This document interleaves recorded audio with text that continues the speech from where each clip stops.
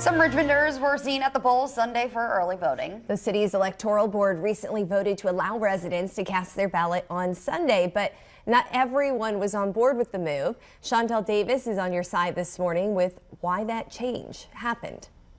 For one Sunday and one Sunday only, Richmond voters headed to the polls to cast their ballots ahead of the election, an opportunity they didn't have last year, but tell me they're grateful that Sunday voting is an option.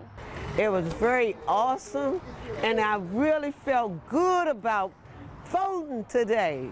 As we near the end of the election season, Richmond voters making their way to all three polls on a Sunday to cast an early vote. This option not offered by any other locality in Central Virginia. The black church community really likes Sunday voting, and they like the option of having it, which I believe is one of the reasons why it passes a law in the first place. Richmond's General Registrar Keith Balmer tells me historically, Sunday voting has been used as an outreach in the black community, where folks would leave church and pack out caravans and buses to head to the polls. For the 2023 election season, the Electoral Board voted to close Sunday voting, which caused some controversy. Mayor Stoney spoke up about it during that time, saying he was, quote, disappointed in the decision. But this year, the tide has changed.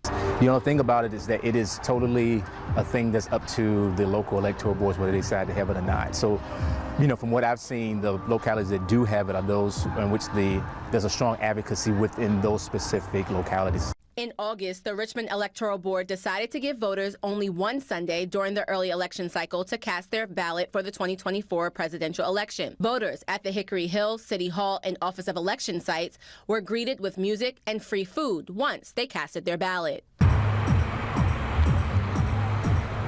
Chantel Davis, 12 on your side. All right, Chantel, thank you.